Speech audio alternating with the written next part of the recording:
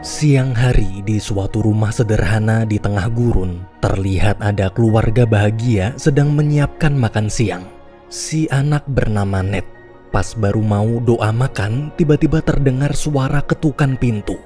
Waktu pintu dibuka, seketika wajah ayah Ned pucat ketakutan.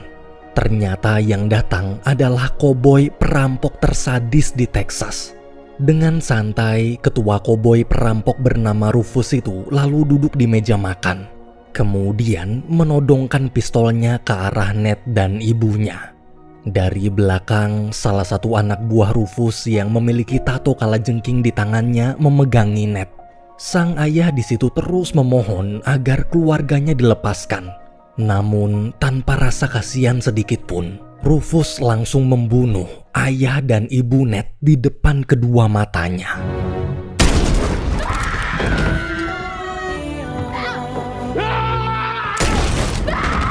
Melihat ayah ibunya tewas, Ned pun menangis histeris. Kini hanya tinggal Ned. Perlahan-lahan Rufus mengeluarkan pisau, membuat tanda salib di dahi Ned. Kemudian pergi begitu aja, meninggalkan bocah polos itu sendirian bersama mayat kedua orang tuanya. Puluhan tahun berlalu, suatu hari anak buah Rufus bertato kalajengking ingin berdoa ke gereja. Di dalam, dia bertemu seorang koboi sedang duduk di altar. Waktu disapa, sambil tersenyum, koboi itu berkata kalau hari ini dia sangat senang dan bersyukur. Akhirnya Tuhan mengabulkan doanya. Sudah lama sekali dia pergi berkelana mencari keberadaan pria di hadapannya sekarang. Pria bertato kalajengking. Si koboi lalu menunjukkan luka tanda salib di dahinya. Ternyata koboi tersebut adalah Ned yang kini telah tumbuh dewasa.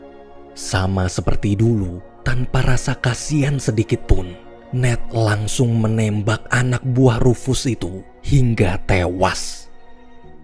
Di sisi lain, di atas perbukitan, anggota geng Ned bernama Piket sedang mengintai perampok yang baru aja merampok. Jadi Ned ini membuat suatu geng koboi untuk merampok balik para perampok. Ketika komplotan perampok itu mendekat, Piket menembaki mereka satu persatu. Saat tersisa 3 perampok lagi, teman Piket bernama Jim datang membantu hingga tinggal tersisa 1. Perampok tersebut bilang kalau komplotan perampok ini adalah komplotannya Rufus. Siapapun orang yang berani mengganggu, itu sama aja seperti menggali kuburannya sendiri. Mendengar nama Rufus, Piket memutuskan membawa perampok itu ke markas. Malam hari di bar, waktu Ned dan pacarnya yang bernama Mary sedang mesra-mesraan, Piket datang lalu memberitahu kalau dia berhasil menangkap anak buah Rufus di gudang. Ketika bertemu, tanpa basa-basi, Ned langsung bertanya di mana keberadaan Rufus sekarang. Sambil tersenyum, pria itu menjawab saat ini bosnya sedang dipenjara. Tapi besok Rufus sudah pasti bebas dan akan kembali ke markas mereka di kota Redwood. Setelah dapat informasi, Ned pun melepaskannya. Esok hari terlihat anak buah Rufus bernama Trudy sedang berdiri di tengah lintasan kereta api.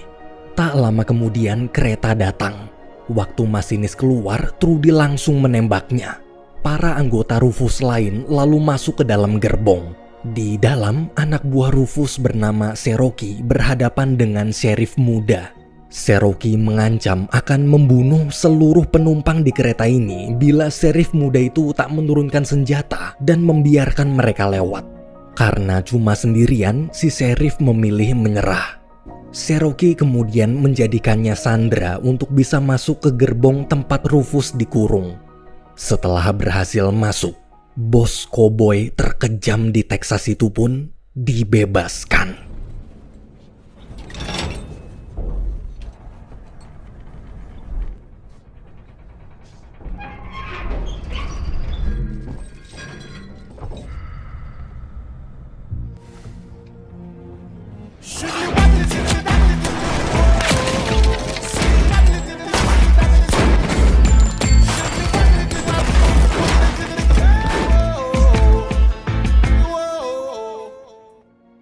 Rufus dan komplotannya kemudian pergi ke markas mereka di kota Redwood.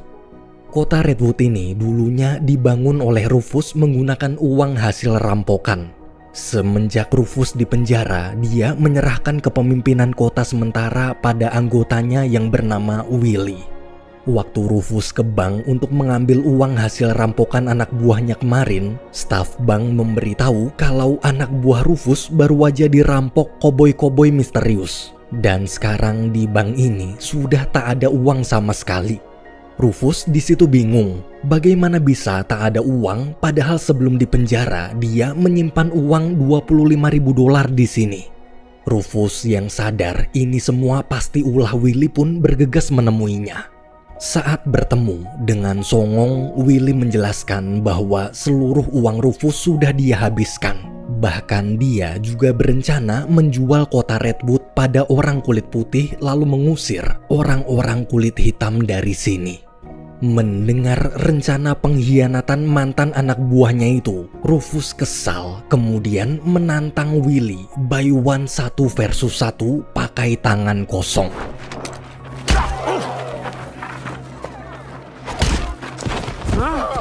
There you go.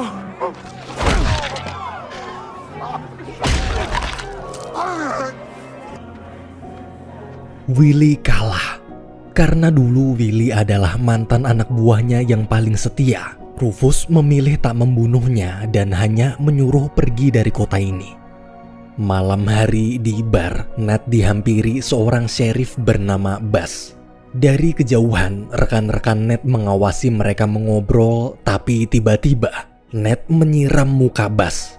Sambil marah-marah, Buzz bilang dia akan membawa dan memeriksa Ned ke kantor sheriff karena diduga telah merampok bank. Keesokan paginya, di jalan, Buzz menyuruh Ned keluar dari kereta kuda. Ternyata penangkapan Ned tadi malam hanya settingan. Sebenarnya semalam tujuan Buzz datang ke bar untuk minta bantuan Ned membunuh Rufus. Ia memilih Ned karena dulu waktu Rufus membunuh orang tua Ned, Buzzlah sheriff yang menangani kasus tersebut. Agar tak melibatkan teman-temannya, Ned pun membuat settingan seperti semalam demi bisa pergi sendirian.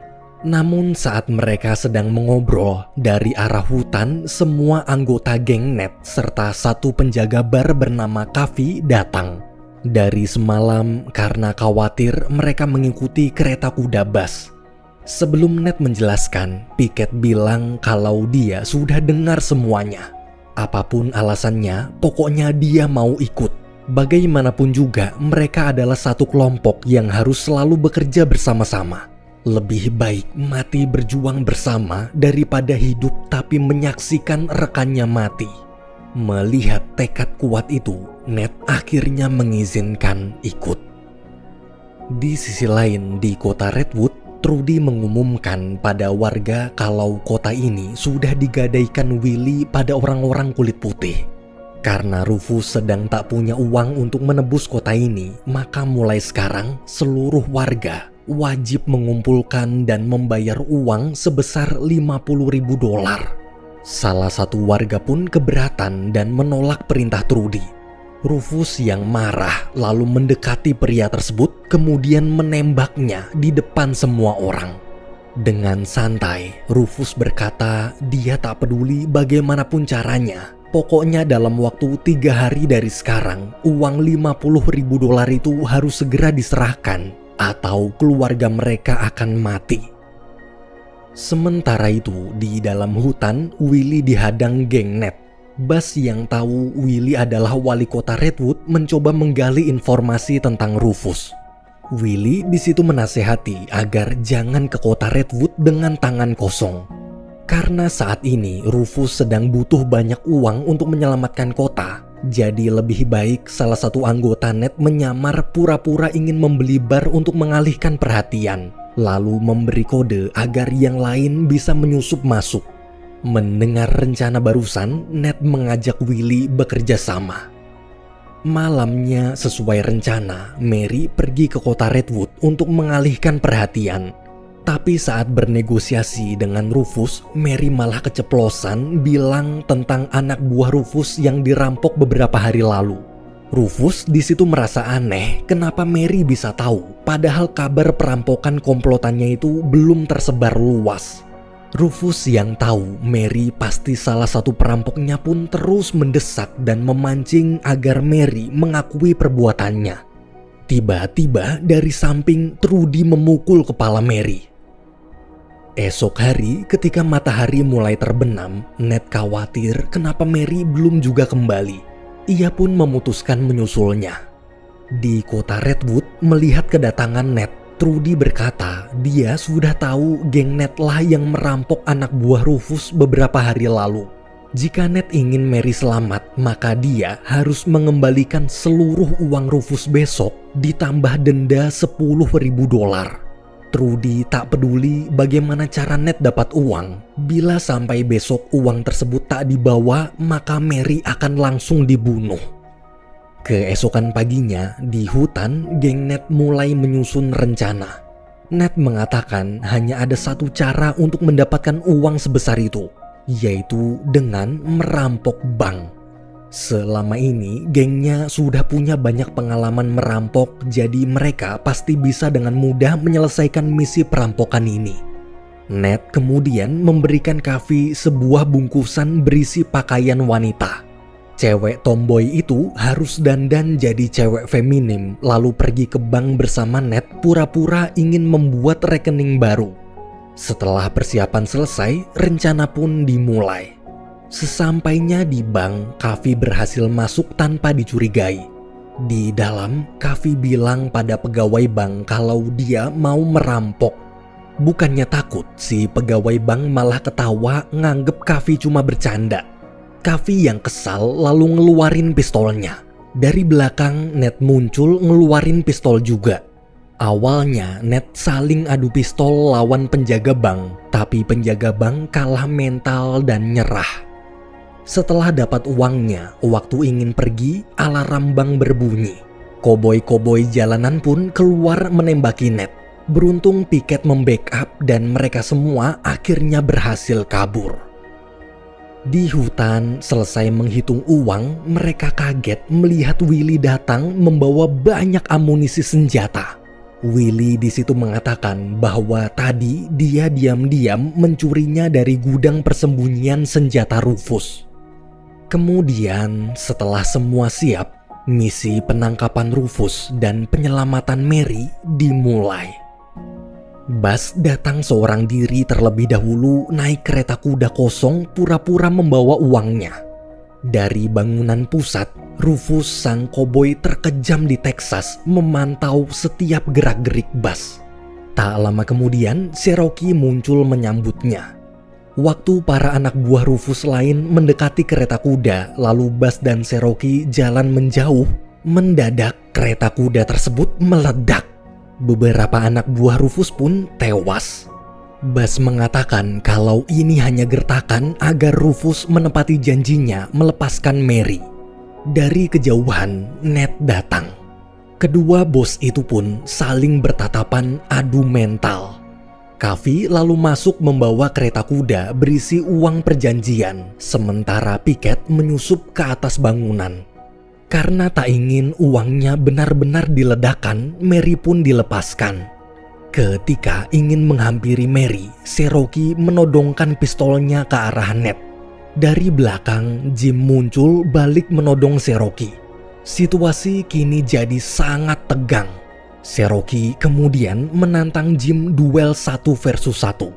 Namun waktu Jim sedang menghitung mundur, Cherokee curang menembak kepala Jim sebelum hitungan selesai.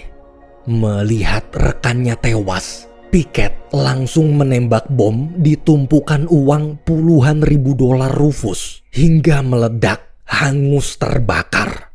Dan pertempuran antara dua geng koboi itu pun pecah.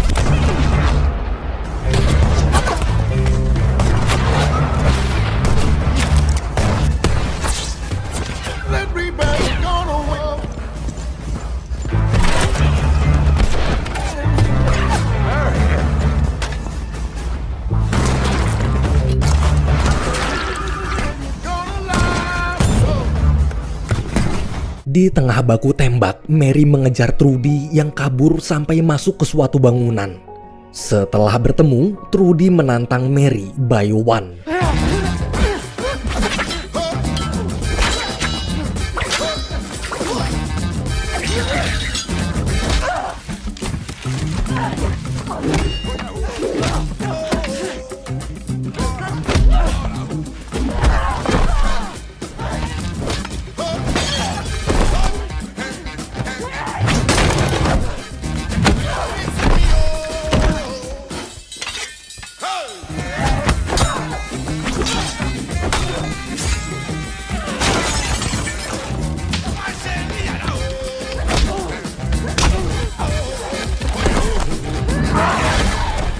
Trudy tewas.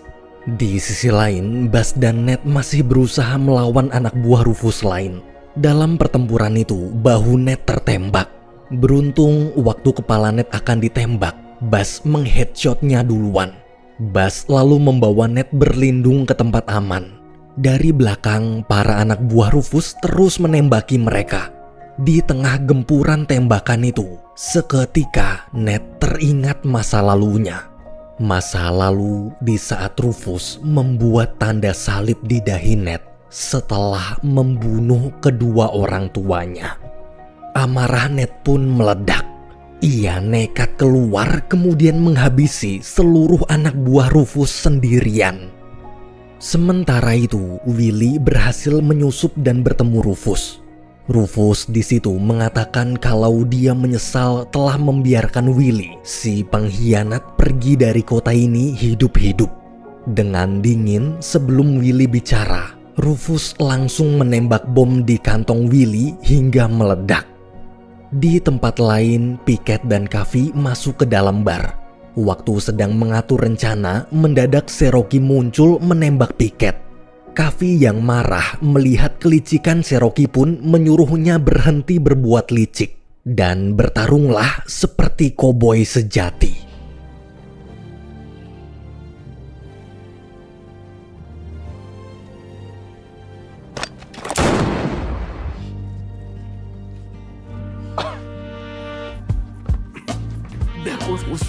Cherokee tewas.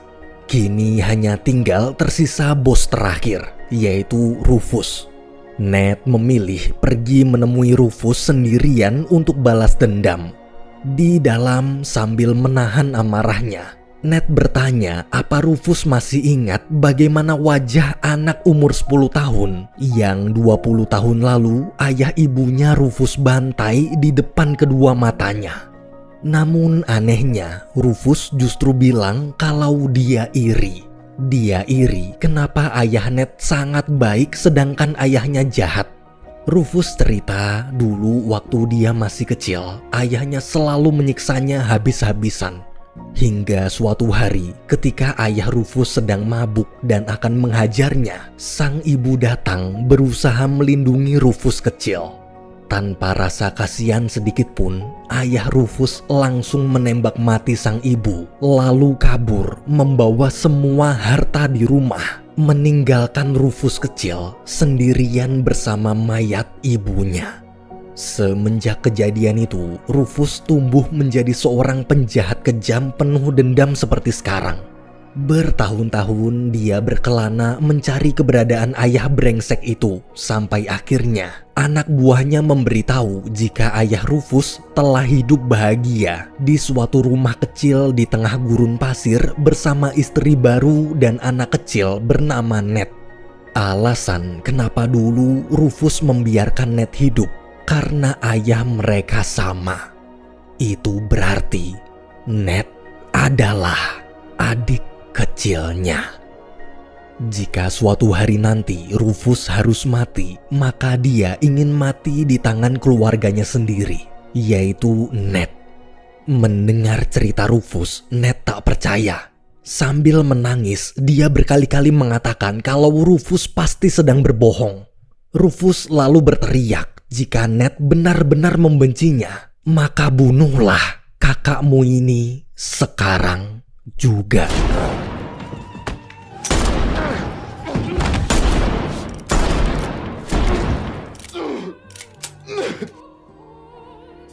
Rufus tewas di tangan adiknya sendiri. Keesokan harinya, setelah semua berakhir, terlihat Ned, Mary, Buzz, serta Kavi sedang menatap kuburan Jim dan Piket yang telah gugur. Kini, anggota geng Ned hanya tinggal dia berdua dengan Mary. Mereka berempat kemudian berpisah. Kavi kembali ke barnya. Buzz menjadi sheriff penegak keadilan, sementara Ned dan Mary pergi berkelana bersama. Film pun berakhir. Yeah.